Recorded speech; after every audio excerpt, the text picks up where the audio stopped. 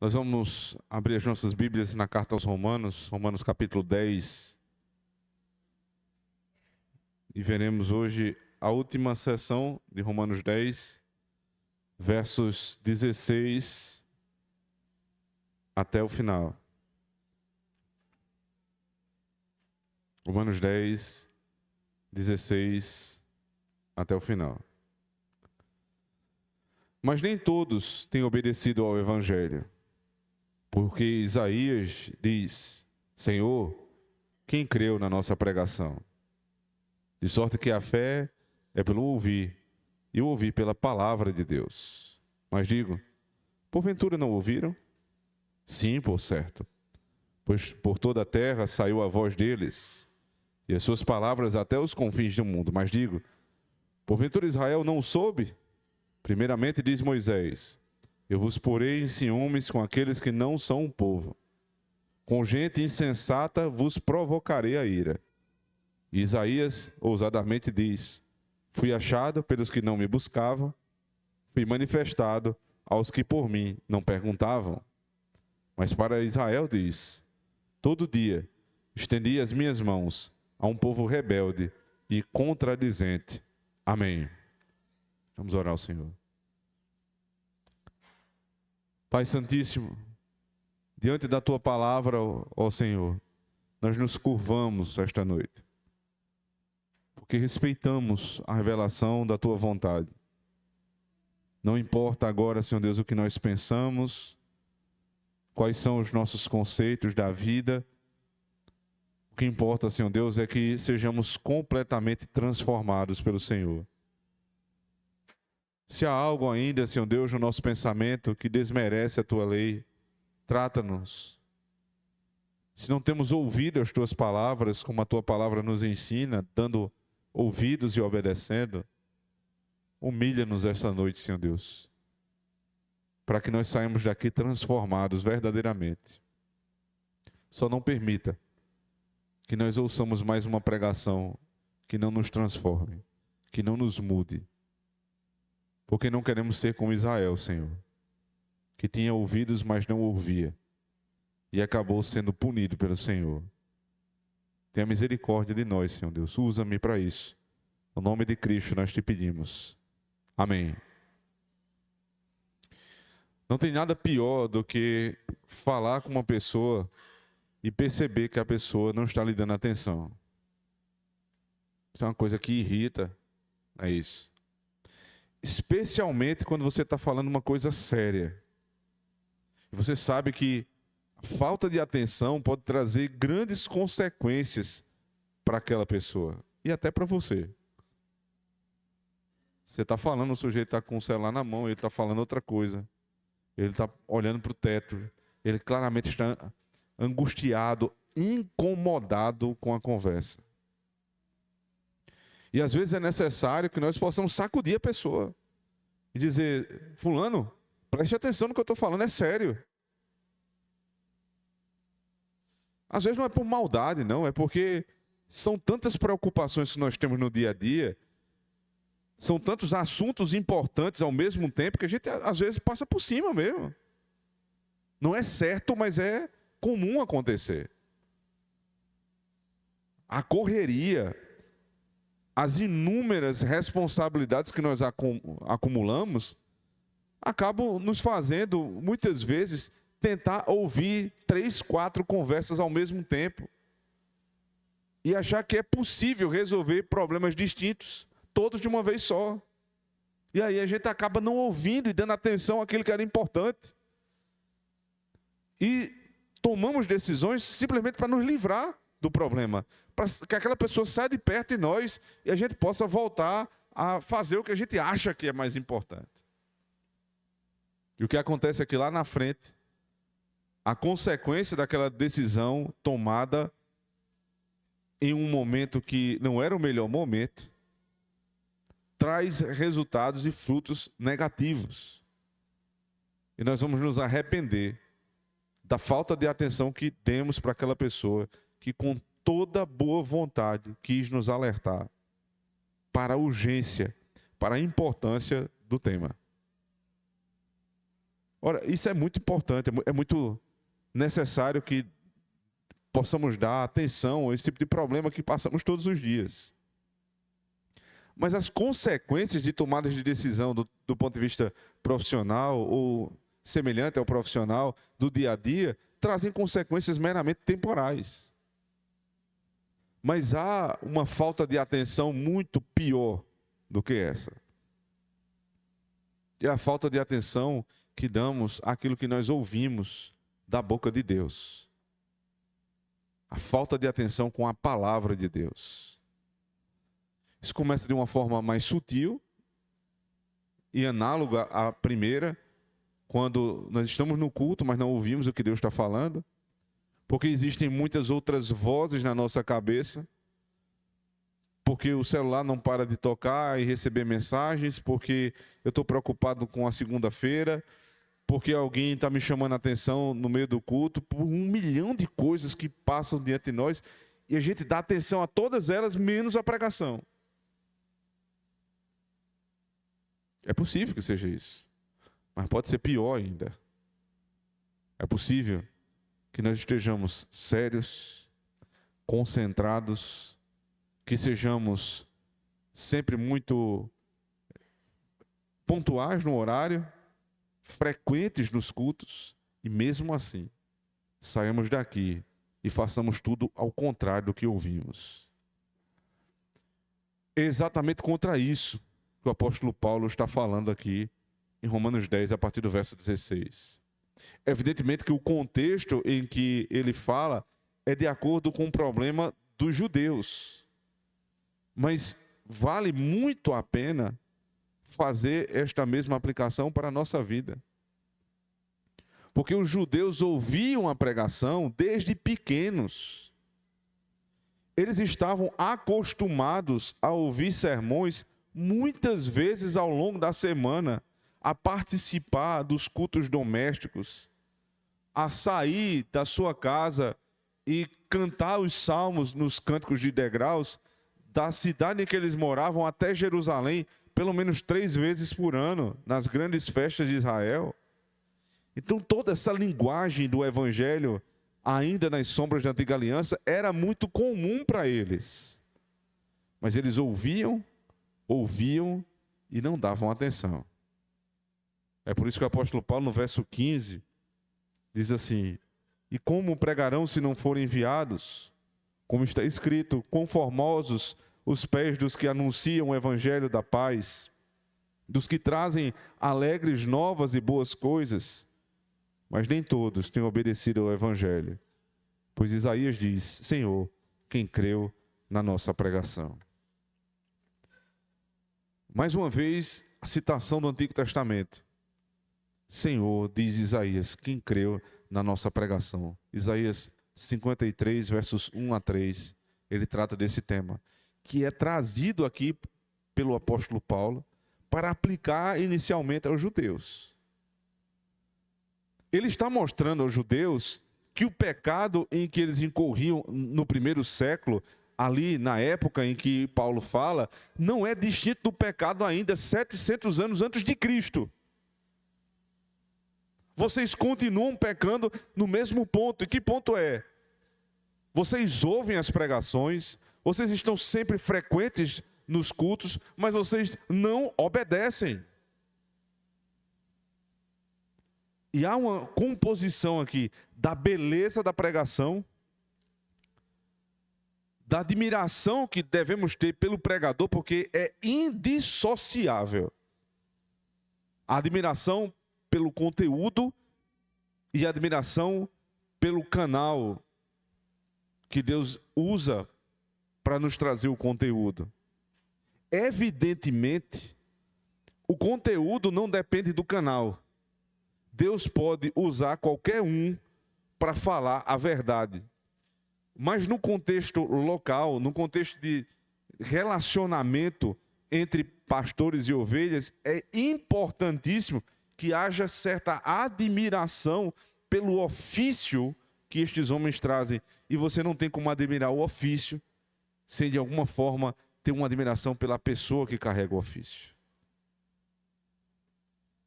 Eu fico imaginando como deve ser difícil congregar numa igreja onde todos os domingos você precisa olhar por pelo menos 1h30, chegando até 2 horas, durante uma pregação, um culto inteiro, aliás, para alguém, para um homem que você não admira. Que você não pode dizer a mesma coisa que disse o profeta: quão formosos são os pés dos que anunciam boas novas. E quando ele fala dos pés, em sentido figurado, ele está falando dos caminhos. Os irmãos lembram, e eu falei isso no sermão passado, que Jesus, ele cria aquela cerimônia de lava-pés que não deve e não foi ordenada para ser repetida, mas é uma forma dele anunciar como nós devemos tratar os pregadores, lavando os pés dos pregadores, porque os apóstolos andavam muito e andavam com sapatos abertos, em uma época onde a gente não tinha, o pavimento era muito restrito. Geralmente você andava em ruas de terra, como nós tínhamos aqui há pouco tempo, e você sujava os pés. Isso quer dizer que o caminhar dos apóstolos era um caminhar no meio da lama, da sujeira, e eles não precisavam lavar o corpo inteiro, mas os pés. Eles não eram perfeitos, mas aqueles que se serviam do evangelho, da pregação da palavra, eles tinham a obrigação de reconhecer isto. E isto não, literalmente, não deve se ter dentro da igreja uma cerimônia de lava-pés, não é isso. Mas é o reconhecimento de que Deus usa os pastores para o anúncio do evangelho. E que estes homens precisam todos os dias lavar os seus pés para demonstrar uma caminhada santa. E esta caminhada, estes pés limpos dos pregadores, dos pastores, é motivo de admiração da membresia da igreja. Mas qual é a maior admiração que demonstramos ao pregador, que é nada mais, nada menos do que um instrumento de Deus, um canal de Deus para nos trazer o evangelho?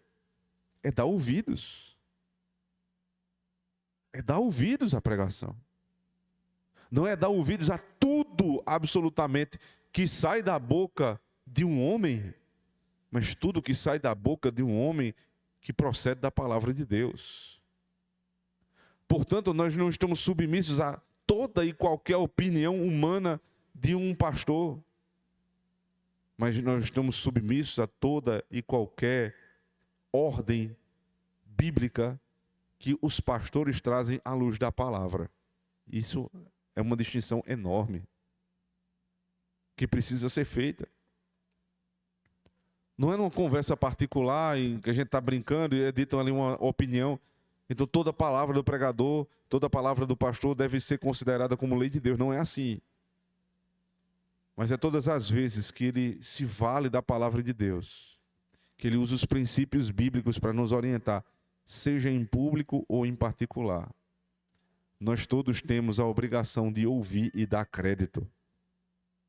E isto é dizer, quão formosos são os pés dos que anunciam boas novas. E o pecado dos judeus era justamente quebrar esse princípio.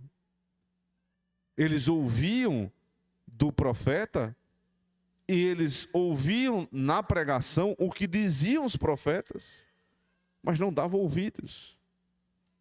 Para estes judeus, o evangelho, a pregação, nada mais era do que um conjunto de regras. E eles lidavam assim com as regras. O que é para fazer? É para vir para o culto, eu venho. É para estar aqui 10 minutos antes, para poder me organizar? Não tem problema, eu estou aqui. É para se vestir de tal modo? Então eu me visto. É para criar os meus filhos de certo modo? Eu faço. Então é um conjunto de regras que eu fui informado, que são regras básicas para se conviver na igreja, e porque eu gosto do ambiente da igreja, eu me submeto. Mas muitas pessoas fazem coisas semelhantes fora da igreja, para poder participarem de determinadas rodas de amigos. Mas isto não é o evangelho. O evangelho não é um compêndio de regras que eu digo o que é que eu tenho que fazer e faço. mas é uma mudança completa do coração, que depois que é transformado, muda naturalmente a minha forma de pensar e a minha forma de agir.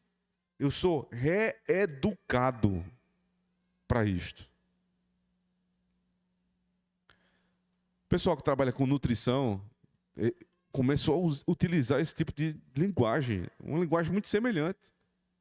Porque antigamente você recebia uma dieta e você simplesmente botava ali na geladeira e segue a dieta. Mas a nutrição ela evoluiu e ela passou a falar em reeducação alimentar, em mudança da disposição da mente. Você precisa tirar uma mente de gordo e colocar uma mente de pessoas magras. Você precisa entender como é que pensa uma pessoa magra, para que depois que no teu coração isso seja transformado, você comece a pensar melhor em que você deve comer. Então há um conjunto de regras ainda, claro, uma baliza para que você possa seguir, mas existem substituições, existem eventualidades. O nutricionista pergunta o que você quer, o que você não gosta, o que você não gosta, e ele monta aquilo ali de acordo com o que é específico para você. É uma reeducação. Em certo sentido, o que a pregação faz conosco, irmãos, é mudar primeiro a disposição do nosso coração. Mudar a forma como nós pensamos, para só depois mudar a forma como nós agimos. Porque não é um conjunto de regrinhas. Porque os fariseus eram muito bons nisso. O que é para fazer? Mateus 19, o anúncio de um pequeno fariseu ali, de um jovem fariseu, chamado jovem rico. Ele chega para Cristo e diz: o que é que eu tenho que fazer para entrar no reino dos céus? Como é que eu compro? O que é que eu faço? O que é que o Senhor requer de mim? Aí Cristo diz: não é assim. É a disposição do teu coração. Vende tudo. Para vender tudo. Não é um conjuntinho de regras, é você se desfazer de tudo aquilo que o teu coração estava arraigado. Ele diz: não posso, aí é demais. Mas o evangelho diz respeito a isso. A pregação, irmãos, é vende tudo. Entrega tudo a Cristo. Sai daqui sem nada. Deixa aqui o teu orgulho, deixa aqui a tua soberba, deixa aqui as tuas próprias forças e entrega tudo a Cristo. O anúncio da pregação todos os domingos é esse. Deixa tudo e vai sem nada. Para que do nada Cristo seja tudo em ti. Quando é que eu dou crédito à pregação? Quando eu ouço e deixo tudo. Quando eu não quero mais fazer da minha forma. Então isto é ouvir a pregação. Isso é admirar o pregador. Você ouve a pregação e você acompanha o texto para verificar o que ele está dizendo ali. Tem fundamento na Bíblia? E ao final você diz: eu não tenho para onde correr. Porque tudo o que foi dito está na Escritura. Não há escape. Não há argumento contra o que foi dito. O que foi dito está dito. Agora, como é que eu vou me relacionar com isso? Ou eu me submeto, ou eu me rebelo. Dar crédito à pregação é dizer: Senhor, tu falaste, me ajuda a cumprir. Quando é que alguém ama a pregação? Quando é que alguém anuncia que são formosos os pés do pregador?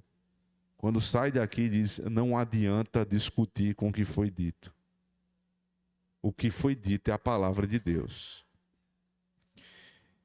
E esse exercício, irmãos, não é um exercício de 99% da igreja, menos o pregador. Não. Esse é um exercício que Deus faz com o pregador primeiro. Porque antes de tratar estes pontos com os irmãos, ele trata com o pregador em casa. Se isto é verdade, se eu vou anunciar, veja, o peso é muito maior sobre aquele que prega. Porque vocês ouvem e têm a obrigação de dar ouvidos. Mas imagina o que prega. Ele tem a obrigação não só de pregar, mas de dar ouvidos ao que ele mesmo prega. Portanto, não fazer o que está sendo anunciado é um pecado duplo. É um pecado por não ouvir a pregação e não dar crédito nem àquilo que você mesmo fala. Portanto, você nem crê naquilo que você fala. Se acha isso pouco, esse foi o motivo de Deus provocar o ciúme dos judeus. Observe, verso 17. De sorte que a fé é pelo ouvir, e ouvir pela palavra de Deus. Mas digo, porventura não ouviram? Sim, por certo.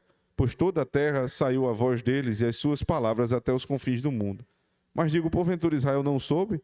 Primeiramente diz Moisés, eu vos porei em ciúmes com aqueles que não são povo. Existe um modo de falar. Eles tiveram acesso? Tiveram. Mas não quiseram ouvir. Porque existe não somente uma mensagem, mas existe uma forma de Deus anunciar a mensagem. Não adianta brigar com isso, veja. Não adianta simplesmente não brigar com a mensagem, mas existe uma forma de crer na mensagem. Mais uma vez, Paulo traz a fórmula. Lembre-se que ele é perito nisso, né? Ele já disse lá atrás, em Romanos 8. Ele diz, aqueles que ele chamou, ele justificou. Aos que justificou, glorificou. E assim por diante. Ele começa a encaixar sistematicamente a ordem da salvação. E aqui, ele diz como é que o ato específico onde Deus chama, acontece. E esse ato se dá da seguinte maneira, veja o verso 17.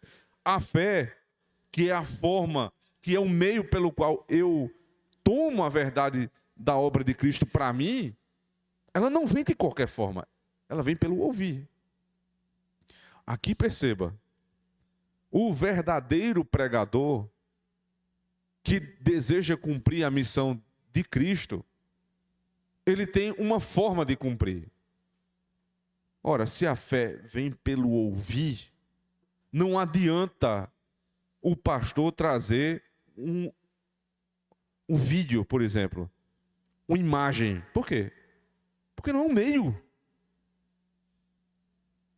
Nós não podemos desconsiderar que existe, sim, na forma de memorização e de cognição, a importância do uso de imagens, mas não para pregação.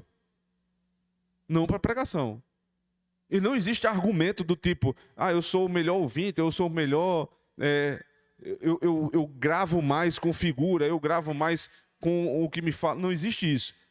Todos que precisam crer, só tem uma forma para crer, é ouvir. Não tem outro meio. É ouvir. Deus nos deu ouvidos para isso. E aí entenda, não é que no ouvir os outros sentidos também não estejam sendo exercitados. Porque vocês não estão me ouvindo numa caixa preta, fechados isoladamente. Vocês estão me ouvindo, mas estão me vendo. Então, há importância sim no ver. Há um treino que o pregador faz para gesticular, para se posicionar, para se vestir. O pregador não deve usar, por exemplo, roupas que chamem muita atenção para si. Por isso que os puritanos e principalmente os reformadores usavam a toga, aquela toga preta, toda preta. É o símbolo não só da academia, mas da humildade do pregador. Ele não quer chamar atenção para si. Só existe um que precisa ser visto ali, é o Senhor. Então a única coisa que aparece é o rosto dele e as mãos, para que ele possa trabalhar. A toga não é algo assim que esteja muito em uso mais hoje. Não há problema nenhum que se use. É até bom em certas ocasiões, mas que o princípio é que o pregador não apareça. Então ele precisa ser visto, mas ser visto com discrição. Porque a forma como Deus nos constrange a pregação ao evangelho é pelo ouvir, não é pelo ver. É por isso que, graças a Deus, os pregadores não precisam ser galãs de cinema, né? Porque existiriam quase nenhum. Mas graças a Deus que é pelo ouvir. O Senhor nos dá o privilégio de, pela audição, crermos. O culto é tão perfeito que os demais sentidos são utilizados sim. Eu já falei que na pregação vocês não só me ouvem, mas vocês me veem. Mas na ceia, vocês não só ouvem um anúncio da ceia, nos textos que são lidos, vocês não só veem o pregador, mas vocês veem os elementos. E quando vocês vão pegar o pão, vocês sentem o cheiro do pão, o cheiro do vinho, o gosto de um e de outro. Todos os nossos sentidos estão sendo exercitados na ceia. Mas perceba, eu não sou crente, eu não sou convertido na ceia. Eu sou convertido na palavra. E como é que se dá a palavra? Pelo ouvir. É uma grande loucura você pegar justamente este momento, onde haverá um anúncio do evangelho, e você substituir por qualquer outra coisa que não seja a pregação audível do evangelho. Pode existir muitas outras formas boas de nós aplicarmos determinados tipos de princípios para que a gente aprenda, mas não para a salvação. Só existe um meio, é pelo ouvir. Agora, basta falar? Não, existe um conteúdo da fala. Observe, verso 17. De sorte que a fé é pelo ouvir, e o ouvir pela palavra de Deus. Então não é o ouvir qualquer coisa que o pregador fale, não é ouvir a opinião do pregador, é o ouvir pela palavra. A forma de Deus falar conosco é quando Ele trata conosco e nós ouvimos, é verbal.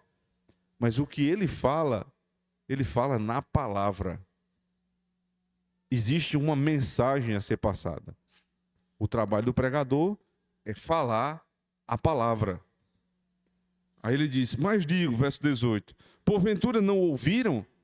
Ora, se o problema é que não estão ouvindo a pregação, então essas pessoas não ouviram? Não tinha pregador?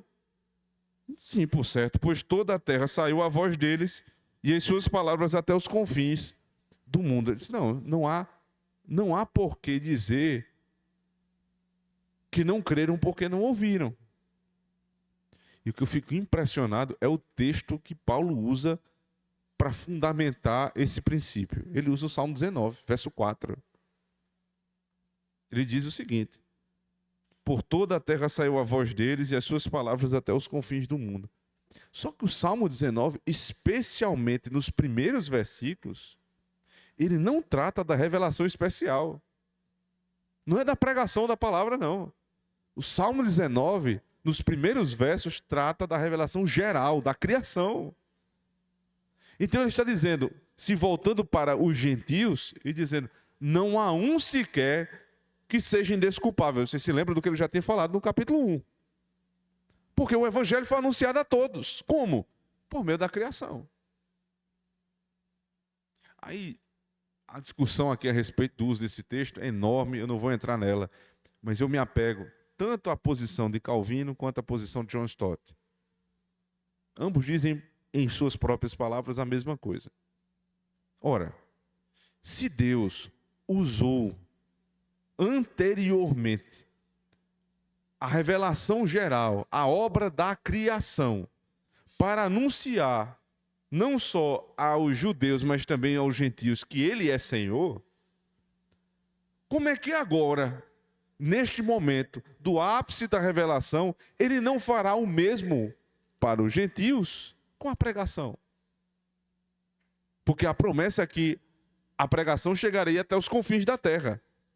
Então não há um uso equivocado, nem forçado do Salmo 19. mas um uso analógico, comparativo. Se Deus usou no Antigo Testamento para os gentios a criação como uma forma de pregar que existe um Deus, como é que agora, em que nós temos Cristo, Ele não fará com que até os confins da terra o anúncio do seu evangelho chegue por meio da pregação da palavra? Então ninguém é indesculpável.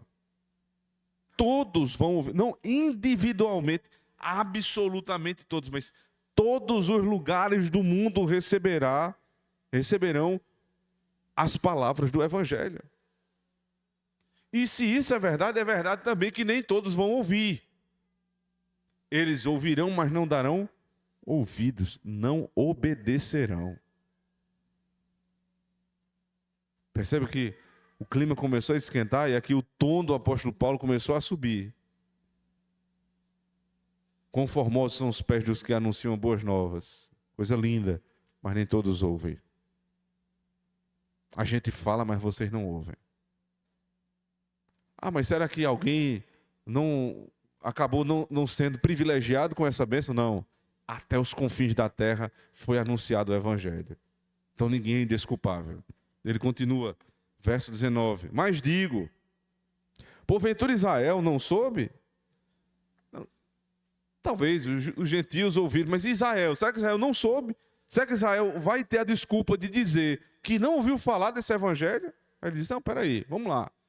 Vamos voltar aqui à fita. Na lei, disse Moisés. Acho fantástico isso aqui. Porque o fundamento do Novo Testamento sempre é um antigo. Mas o fundamento de toda a Escritura é a lei. Como é que os apóstolos eles fundamentavam os seus argumentos? Sempre começando da lei. Eles nunca começam necessariamente dos históricos, dos livros históricos ou dos profetas, mas eles vão para a lei. Mas o que foi que disse Moisés? O que é que disse ali o Pentateuco? Aí ele cita Deuteronômio 32, 21. Eu vos porei em ciúmes com aqueles que não são povo, com gente insensata vos provocarei a ira. Quando foi que Moisés disse isso em Deuteronômio 32? Volte comigo para lá, por favor. Deuteronômio 32.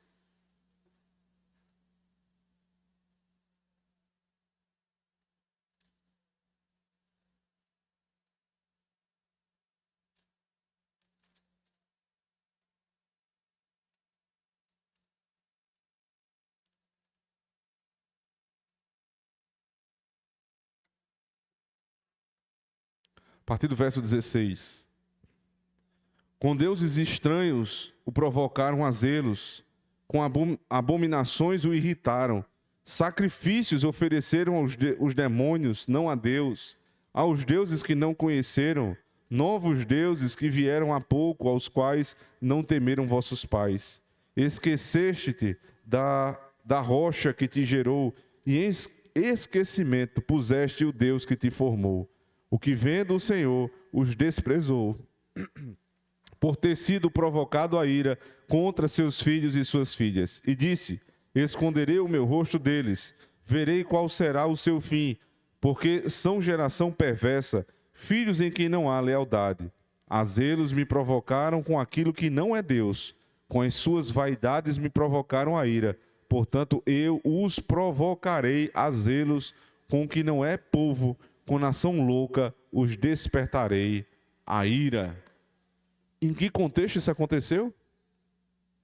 Eles caíram na idolatria, provocaram Deus a zelos. A palavra zelos, tanto no grego quanto lá no seu correspondente hebraico, é o mesmo que ciúme. E por que vale a pena usar esse tipo de linguagem? Porque Deus disse que se casou com Israel. Que Israel não é apenas o seu primogênito, mas a outra analogia é com a sua esposa. Então é como se Deus estivesse dizendo, eu fui traído. Eu fiz o bem a esta mulher e ela me traiu. Eu só anunciei coisas boas a ela, eu trabalhei por ela, eu dei minha vida por ela e ela me traiu. Então porque ela me desprezou, agora eu vou desprezá-la. Eu vou provocar ciúme nela. Então, é essa linguagem pactual, mas também uma linguagem marital que está sendo construída aqui. Vocês quebraram a lei por meio da idolatria, provocando os meus ciúmes. Agora eu vou provocar os ciúmes de vocês. Como? Volta lá comigo para Romanos 10.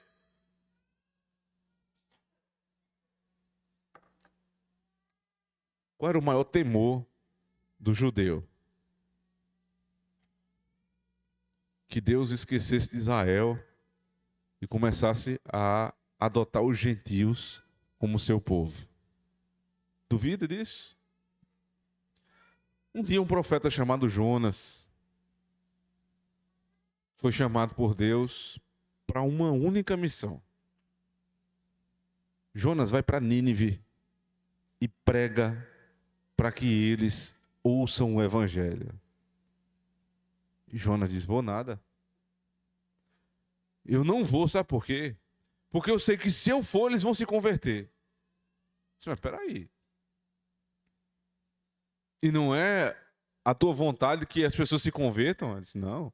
Aquele povo que nos humilhou, que nos detratou, que nos perseguiu, não, eu quero que vão para o inferno. Aí o Senhor diz: não, não é assim. Você vai lá e vai pregar o evangelho para eles. Mas aí veja só que Jonas não se ateve.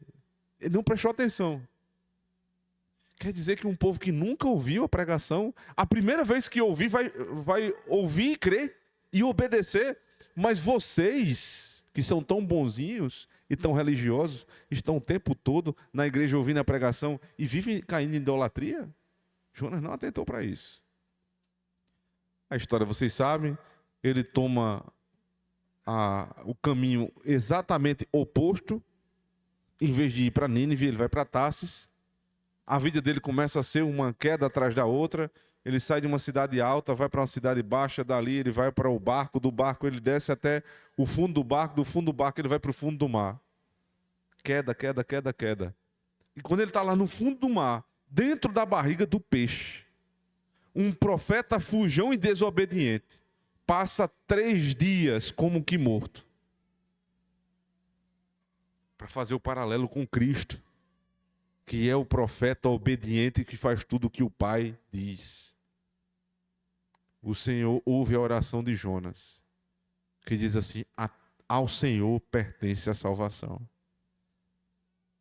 Veja, a propriedade da salvação não é minha. Eu não posso dizer quem vai ser salvo ou quem não vai. Eu entendi isso, Senhor. Aí Deus disse: então eu vou te tirar daí. Ele sai do peixe, do fundo do mar, sai do mar, vai para a praia, sai da praia, toma o caminho de Nínive, chega em Nínive e prega. O que é que acontece quando ele prega? A cidade inteira se converte. Você acha que ele ficou alegre, é? Ele ficou irado. Ele foi para debaixo de uma árvore e ficou lá choramingando, chateado com o que tinha acontecido. Aí Deus disse: foi o que houve aí, Jonas? Isso é porque eu sabia que o Senhor é Deus misericordioso e queria, quando eu pregasse, esse povo se salvaria. Mas ele não atentou mais uma vez. Eles deram ouvido à pregação. O que é que Deus estava dizendo ali? Jonas, entende que o evangelho não é teu. Não é só para os judeus, mas é para todo aquele que nele crê. Quem ouvir a pregação e der crédito à pregação será salvo. Quem não ouvir, quem desobedecer, quem rejeitar meu filho, irá para o inferno. Deus teve que tratar com Jonas ali. Mas mesmo depois desse anúncio por meio de Jonas, Israel continuou no pecado. Até que aqui, muitos anos depois, o apóstolo Paulo diz: está vendo o que está acontecendo aqui? Deus está gerando ciúmes em vocês para salvar um povo louco, que era ignorante do evangelho. Sabe quem é esse povo? Eu e você. Os judeus hoje, até hoje, estão sendo provocados em ciúme. Mas alguém diz assim: que maldade de Deus, provocando os judeus em ciúme. Não. Ele quer com isso que os eleitos de Israel se arrependam dos seus pecados, como uma esposa que traiu seu marido, e volte para casa. Ele quer salvar judeus e gentios. Para isso, os gentios que ouviram a pregação, ele tomou. E com isso ele provocou ciúme nos judeus. Qual é o objetivo de Cristo, de Deus, em provocar ciúme nos judeus? Para que eles voltem para casa. A lei diz isso. Verso 20. E Isaías, veja, a lei, como é que a gente chama o Antigo Testamento, especialmente aqui no período do primeiro século? Lei e profetas. Então o que Paulo está dizendo aqui é, eu não estou inventando doutrina não. O que eu estou dizendo, Moisés falou, lei, e Isaías falou, profetas. Então não estou inventando nada na minha cabeça. Isaías ousadamente diz, fui achado pelos que não me buscavam, fui manifestado aos que por mim não perguntavam. Isaías 65, verso 1. O meio ordinário, o comum, o natural, é alguém buscar e achar. Mas aqui não foi assim. Quem não me achava, me encontrou. Quem não me buscava, foi encontrado por mim. Isso é novo? Não, isso estava em Isaías 65, 1. E ele termina dizendo, mas para Israel diz, veja, aqui ele está falando então para os gentios, mas para Israel diz, todo dia estendi as minhas mãos a um povo rebelde e contradizente. O Senhor está dizendo, eu perdi a paciência com vocês. Um dia, nós ouvimos uma exortação e dizemos assim, rapaz, é mesmo. Esse negócio aí é verdadeiro. Eu tenho que tomar jeito na minha vida. Aí amanhã a gente faz a mesma coisa. Aí Deus diz, novamente, próximo domingo, Ele vai lá e bate. A gente sai daqui, Senhor, eu tenho que mudar a minha vida.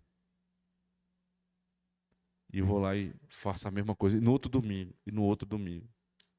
Eu não dou crédito à pregação.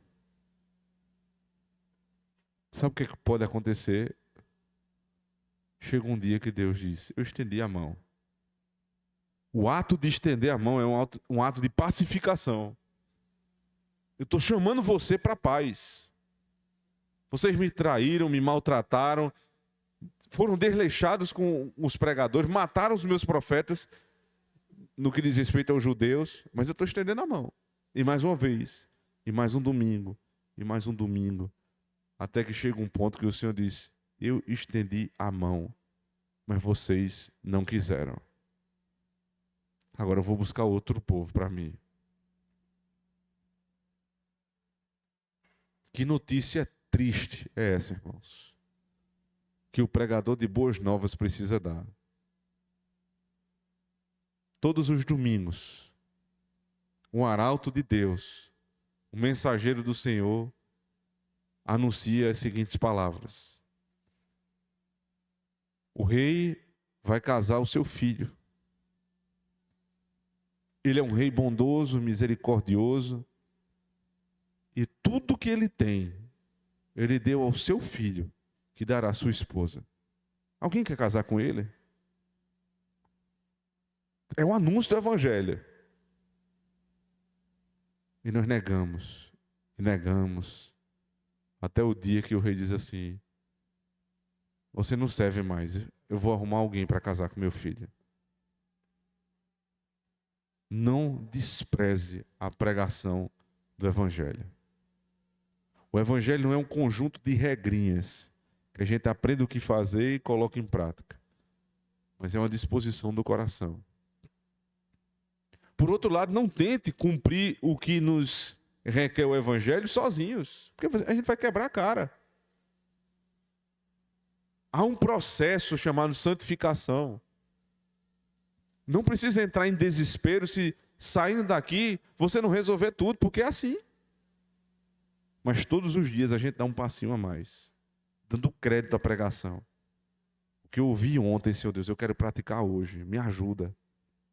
Aí no outro dia a gente dá mais um passinho. E essa é a caminhada cristã.